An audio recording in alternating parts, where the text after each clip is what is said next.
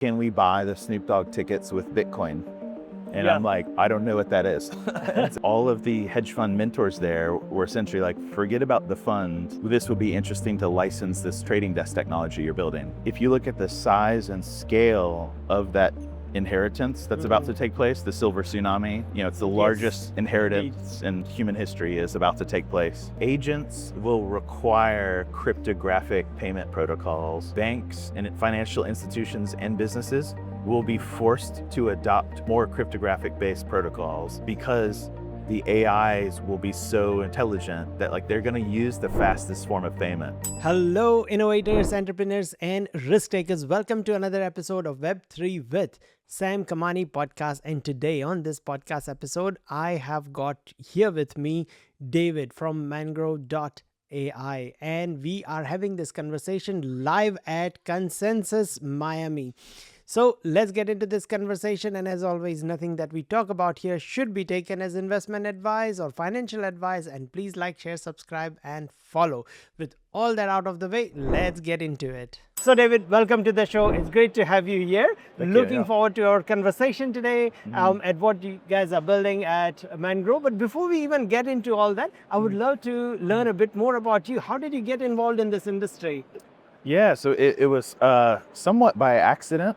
So my background was originally producing large-scale outdoor events, and that was mainly took the form of music festivals. Yes. And so our old company helped start some larger music festivals globally, and one in Alabama, one in Louisiana, one in Florida, and then in British Columbia, Canada. Yes. Helped with started a live events company over in India, and then brought a U.S. festival property over in Africa for the first time, and started consulting on entertainment ventures in Dubai.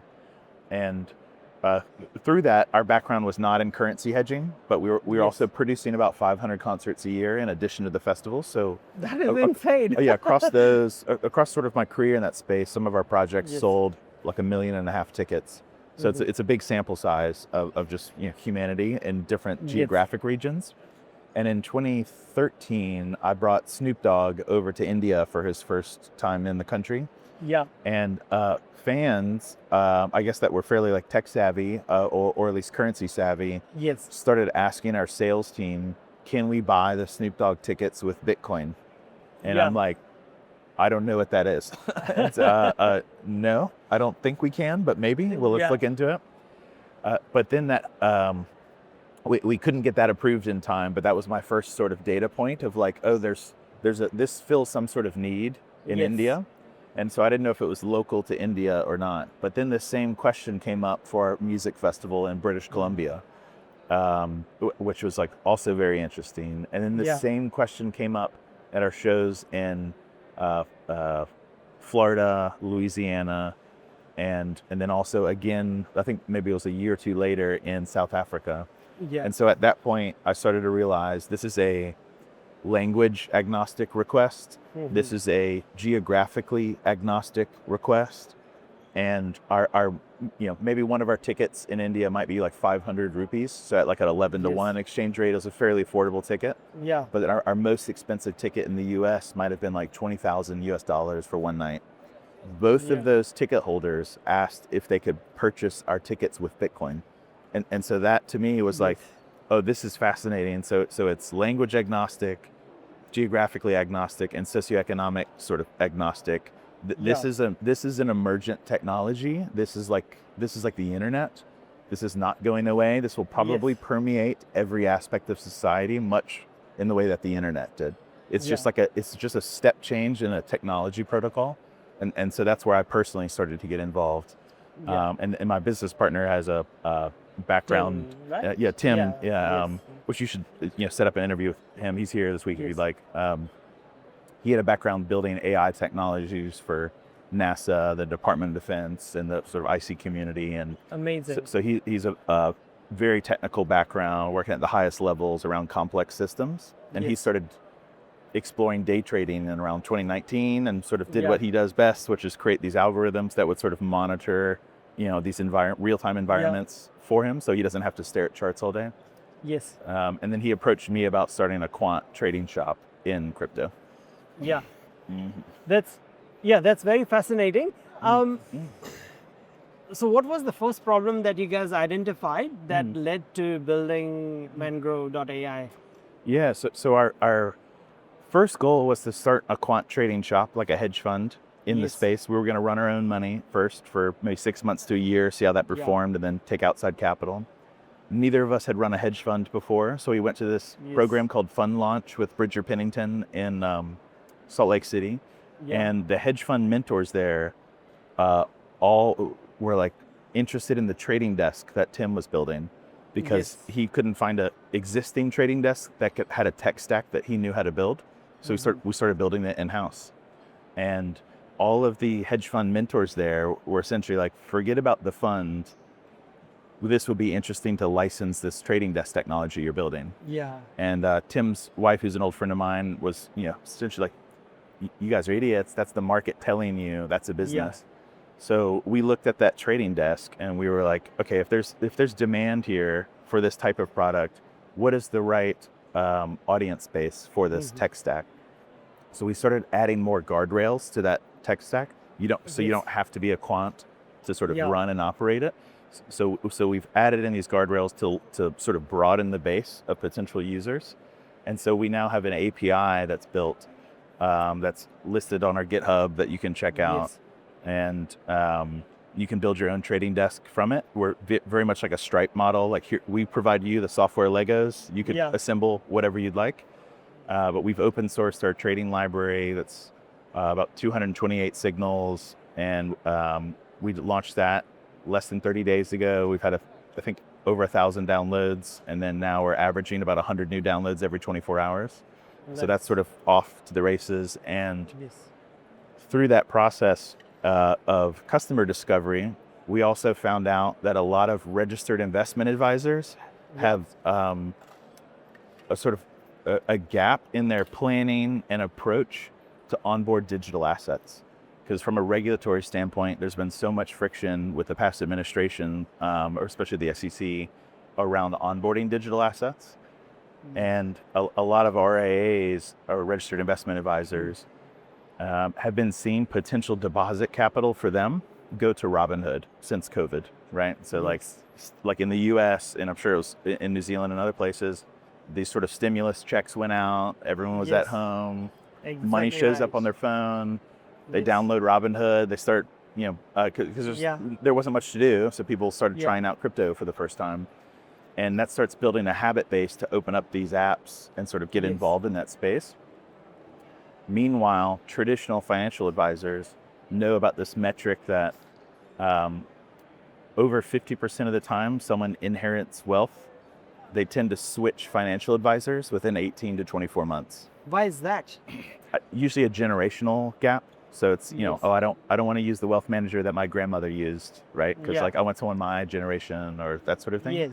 Yes, indeed. So if you look at the size and scale of that inheritance that's about to take place, the silver tsunami, it's the largest inheritance in human history is about to take place.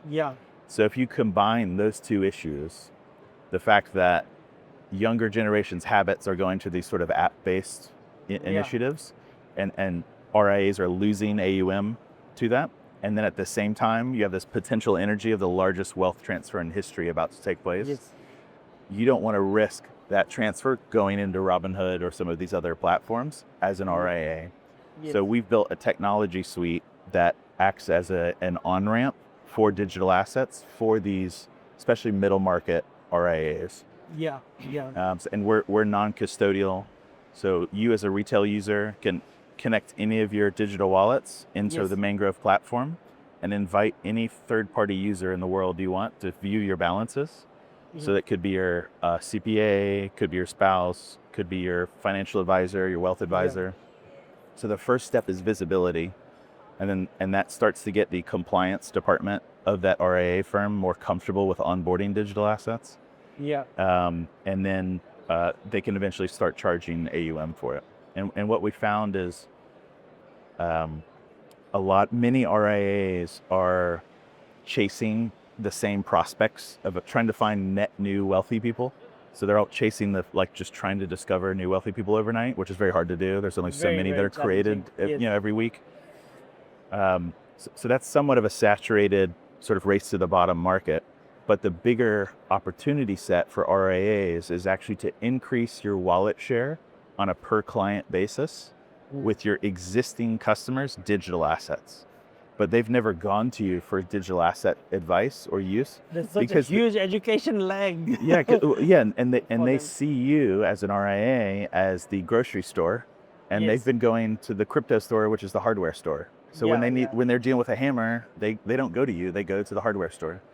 But the traditional finance space, because its maturity, has the capability to be the sort of super center where they can also offer, kind of like a Walmart, where you could get your hammer and the groceries at the same place. So our goal is to make it easier, in essence, to bring traditional finance on chain without becoming a crypto company. Yes.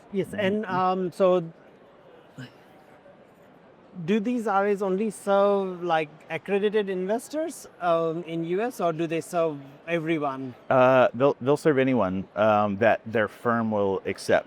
So typically that's sort of on a firm by firm basis what their sort of minimum threshold is. But I would highly recommend anyone that wants to grow their personal net worth, like consult with a professional that has a background in studying financial planning. You don't have to listen to everything they say, but it's a great to have at least one sounding board, hopefully more than that in your life, for financial planning and better than the Twitter sounding board and YOLOing in. You can get in these channels, especially if you're coming from the Web3 crypto space or technology space. These sort of echo chambers that can be very powerful for good and for bad in terms of information. And so it's always good to think about the bridge that's taking place and this is actually why we call the company Mangrove, which I'll sort of show here.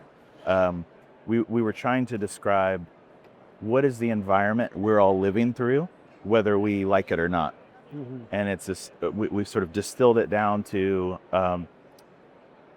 TradFi and DeFi, because the regulatory friction was in place. DeFi built in its own island, it's in its own space, right?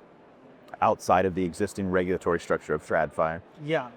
But now those worlds are colliding and converging. And so it's like salt water and fresh water. And when salt water and fresh water mix, it creates brackish water, which is sort of a semi-salt mix water, which actually kills off, unfortunately, a lot of native life forms that are salt water only or fresh water only, much like TradFi only or DeFi only. You need to, as an individual, as a company, as a family, as a neighborhood, as a state government, as a nation state, think about how to build resiliency in this brackish environment that we'll be living through, of these two worlds colliding, because there's a lot of surface area where they're colliding, and some will be more turbulent than others. So you need a suite of technology tools that can help you thrive in this change. And another analogy for that too, for Mangrove, is the two bodies of water of our pre-AI society and post-AI society. Those are also two big bodies of water that are sort of totally different sort of chemical makeups that are colliding and creating this brackish transition period that we're all going to live through for the next 10, 15, 20, maybe, who knows, years. How long? Yes. So we found that mangrove trees not only survive in that harsh environment, but they thrive. So they provide an ecosystem for other sort of animals and species to survive in that space. And kind of a fun fact we learned discovering the name was, I think mangrove trees are in like 140 something countries. So it's an international sort of solution. They're one of the most international plants. I thought it's only in places like Everglades that you find those type of... all over Southeast Asia, the Pacific. Even in New Zealand we've got like mangroves. They're and so I think that also sort of marries in well with the emergence of digital assets, like I was talking about earlier with the festivals. It's the need for stable coins is international. No country is like outside of that improvement. And so much like it's a global issue. Mangroves, that sea and saltwater collision happens in every country on earth practically. Absolutely. Definitely. couldn't agree more. You guys have quite a few products. I was just earlier having a look at Mangrove AI. Can you tell me a bit more about like what different products do? Yeah. So if you can kind of break this into, we have our like sort of two Yes. categories. Say the Yeah. cool colors are more like computer based, Yes. right? So we've got the AI Yeah. sort of for agentic use case, because we think total Yes. trading volume by agents will far exceed the It trading already volume by exceeds. humans. That's It what I already- heard. Yeah, it already I it's believe something it. around Yeah. 60%, 60-70% is all coming through Through agents. algorithms and agents. Yeah. Yes. Oh yeah, algorithms for sure, right? Algorithms for sure. It's like 90% plus is algorithms, but Right. agents is now already around 60%. I mean, those algorithms are now controlled by agents Right. in a way. Yeah. So we've fully enabled our platform with the X402 payment protocol. Yes. So we're very big on that use case growing Yes. and moving, because it'll open up so many other additional business use cases for like streaming of payments. Yeah. Or things that previously were cost prohibitive to bring on more capital partners, or now the cost is much lower due to the technology. And then we have an API for those that want to build their own trading desk. So this is sort of Indeed. our tech forward audience. Yes. So you're sort of into agentic use or build outs or our API. Yeah. And then the sort of warmer colors are two branches of institutions and retail. Makes sense. And so That's yeah, very depending cool. on That's our very cool branding, logo you'll sort of event. start to see Yes. the branding around each of these Yeah. 4 channels. Yes. But we really consider it an ecosystem of tools, much like the mangrove tree, right? Because there'll Yes. be a different solution set for each audience. Yeah. After all these years, what's like the key lesson that you've learned as an entrepreneur in this space? I think do not build in a vacuum. Listen to the audience. Listen to customers. Yeah. Real-time feedback is critical. Also maintain your thesis though, but always continually stress test your thesis. We went through 2 pivots, initially starting as a hedge fund, Yeah. and then started to build out this retail app, and then found out about the opportunity set in the API agentic space and the institutional side. We would have never discovered that institutional channel had we been so narrow-minded Yes. of like, well, this is the reality that we're building for, without listening to the market. Yeah. And yeah, distribution is a big deal. Yeah. Yeah. So how do you face the challenge of distribution in this space? Yeah. So on our end, on the institutional front, we could go to, say, RIAs directly. Yes. But initially we're looking at retail users, which say that's the bottom of the pyramid in terms of numbers. And then the one leg up, or sort of one stack up, is the RIAs who service many retail customers.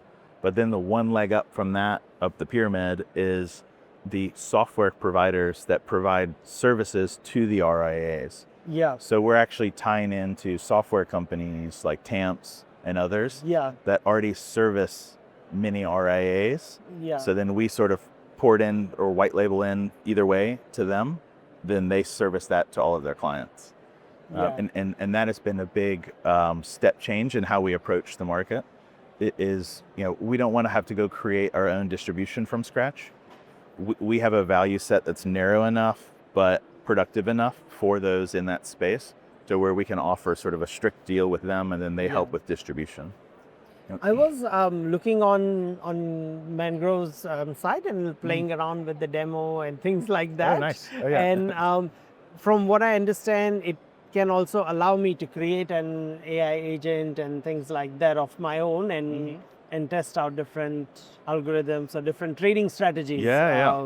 Yes. So I have come across and seen quite a few other platforms as well, allowing people to create their own strategies or agents or things, especially in the last 6 months.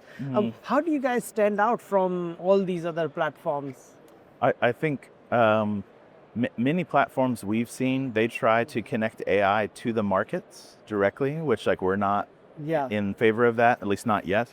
Our big belief is in working with our knowledge base, which we've open sourced on our GitHub, and then our signal library, which we've open sourced on our GitHub. So very much like the Stripe, here's the data set, here's what we're building with. And we've added these, so transparency is like a sort of foundational core to our business. And the second is the compliance controls built in, like risk management and sort of guardrails built into the platform when you co-create a strategy. So it will check, and there's many examples of this, but before a trade takes place, it will check, will this trade put you above your minimum trading balance or maximum trade volume for that week? When you co-create a strategy, it may build in, after you backtest it, pass our base filters, it will build in circuit breakers of like daily max loss, weekly max loss, total max drawdown limits, and present those to you, but you didn't have to come up with those on your own. And so we're very big on much like security planning, risk planning is in the same framework, that there is no silver bullet. It's about layering sort of risk controls. And so we think we have a very friendly and very practical and easy to digest set of risk controls that are with you every step of the process. And that's a big part of, from our sort of philosophy as a company, but also if we're servicing institutional clients, that's table stakes. Absolutely. What what do you feel like would be your biggest challenge as you continue to scale and grow Mangrove? The biggest challenge is bringing the right people on the company. Right now we're hiring for a VP of engineering, and that will help offload a lot of the tech work from Tim's. We have the AI now in a place, and so it's sort of the scaffolding around it for the platform side is our next big initiative. And so we're actively recruiting for that role. We'll have someone selected probably in the coming 2 weeks. Amazing. And but that will continue to be an ongoing challenge of like managing the opportunity set versus the in-house talent, and how do we right size the sort of spend and the opportunity. Are you already generating revenue, post revenue? So we're pre-revenue now, but in 6 weeks we will flip the switch on the revenue side. We're actually running some trading strategies internally right now of our own, and once we have a little bit more market data on that, we will flip those live, which will sort of instantly start generating revenue there, and then we'll start charging on the API side. But in the meantime, we've been collecting customer feedback, and we've now got 2,000 plus users feedback on the API front. Yeah, absolutely. And what I have noticed in institutional space, revenue per client is much higher. In lifetime, the LTV per client is also so much higher. Yeah, much stickier customer base. Been all this years in business and being an entrepreneur and founder and all that. What role is the hardest to hire that you have found in your experience? I think, well, I'm very lucky with Tim as a business partner. So I'm president and co-founder. He's CEO, CTO, and co-founder. And having the right engineer as part of your team, if you're not an engineer, is, I would say, table stakes, absolute must, especially in the current age that we're in. But I think the biggest challenge from a macro standpoint is really just thinking about entropy in general, organizational wide, where it's anytime you're creating a new product or a new service, you're creating additional surface area. Of digital surface area, physical marketing surface area, community surface area. Anytime you generate new surface area, before you do that, you need to have a plan of what is the maintenance routine, what is the cadence requirement, and what are the ongoing resources required to hit those cadence and service goals. Because you don't want to just create something and then realize it's going to use much more resources than anticipated. And it always does. And everything always takes more resources than you think. And that rolls into like team building your team also, and like right sizing the team to the surface area, not over hiring, not under hiring, and so that. But that's it's much like surfing. You sort of want to lean the angle relative to the speed and strength of the wave. So you're always sort of trying to find that edge. And I just have couple more questions, 2-3 more questions. In your point of view, how does the industry look like in the next, say, 3 years or so? I think there will be sort of a confluence of factors around consolidation in one area. I think a lot of this sort of Web3 tokenized sort of pump and dump stuff will be pushed to the margins. It's already doing that. And I think this past year, you've really seen this, like, maybe it's been quieter or like less exciting from the retail front in terms of price of some of the digital assets. But if you sort of back out of being too focused on the price and actually look at the macro picture of institutional adoption, the regulatory sort of joint statement by the CFTC and the SEC, these are big, long-term, systemic state changes of the environment that are very positive to bring more people on board to get access to these digital assets. And I think institutional adoption will be a macro trend for many, many years to come. And much like the internet, I know many people that still write letters, but most people started writing emails, right? And I know many people that used to use brick phones before smartphones, and almost everyone I've known that's ever tried a smartphone has never gone back. Or like, maybe not the first iPhone, but like iPhone 3 or the BlackBerry. You knew once you tried that would be the way you moved forward in that space.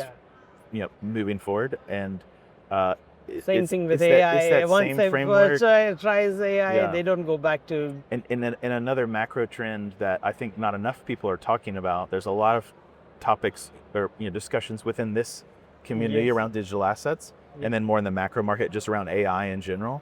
But the intersection of the two on agentic use case, agents will require cryptographic payment protocols. Banks and financial institutions and businesses will be forced to adopt more cryptographic-based protocols because the AIs will be so intelligent that, like, they're going to use the fastest form of payment, right? Their sort of bias will be. So you need to optimize and harden your business processes and your IT and your payment services, tech stack accordingly. And so I think that's actually a huge force and function for more crypto adoption from retail and TradFi. Because if I have an agent, you have an agent, and we're both authorizing each of our agents to go make transactions on our behalf or negotiate on our behalf, how do I make sure that my agent doesn't overspend its allocated amount? And it's like, oh, I need a wallet just for that agent. And that wallet was born with that agent at that time. So the only capital that agent has access to is that particular wallet. I don't want it accidentally, it's like, oh, I want to buy some more things from Sam. I'm going to pull money from these other accounts that I found logins through via your email. Like, you don't want that to happen, right? So I think that's one of many force and functions for just global one-way trip crypto adoption. Absolutely. Completely agree with everything you said. And in light of this, if this is how you see the industry going, how would Mangrove AI would look like in 3 years' time? And I think we're seen as one of the most trusted platforms in terms of risk, compliance, and strategies to more efficiently engage in the digital asset space. So for service providers, software companies selling into RIAs or middle market firms, and then also our API. So much like sort of early days of Stripe into their first 3 years. Absolutely. And my final question is, and in order for you to make that vision a reality, is there anything you guys are looking for, funding, hiring, which some of those you already touched on, or anything else that we might have missed? So we'll, once we announce this institutional partnership in the coming probably 2 to 3 weeks, we will start our seed round, and so we'll be reaching out to many VCs. So we'd love to get any intros or discussions or recommendations there. And then from a marketing media standpoint, want to help get the word out about what we're building, and I think our macro mission aligns with most of the people here that this is very powerful technology, and you don't want to miss the boat. You want to start learning about it now if you haven't, because it is like, it could financially put you in much a stronger position in moving forward with your friends, family, and company. So we want to start educating as quickly as we can. That's fantastic. Thank you so much. It Yeah. all makes sense. I'm very excited to see how Yeah, Mangrove yeah. develops over the next 2-3 years, and we'll have to do this again definitely with Tim in the next month or so, in the next couple of Yeah, months, because you absolutely. guys have quite a few products releasing soon. Yeah, yeah. So And I know I'm speaking at the Rick Edelman's conference at Crypto Convergence, June 8th through 10th. If you're there, or the yeah, Tim is speaking, I might be speaking at the Blockchain Futurist in in Toronto Toronto, event, yes. and then I think there's like 2 to 3 more events where we're speaking at in this circuit. So we'd Yeah. love to connect with you at Yeah, one of those. definitely. So thank you so much for your Absolutely, time. yeah, yeah. Thanks for your time. Yeah. Cheers. That's it, folks, for today. And if you got value out of this conversation, you enjoyed it, then do not forget to share it with your crew and leave a comment, like, and subscribe so you do not miss the next episode, because we will be sharing a lot more insights and industry secrets as always. And also, nothing that we talk about here should be taken as investment or financial advice. If you'd like to be a guest on the show, or if you're building something really interesting, then I want to hear from you. Leave it in the comments, reach out to me. You will find all the details in the show notes description, or just search for Sam Kamani. I look forward to seeing you again in the next episode. Peace.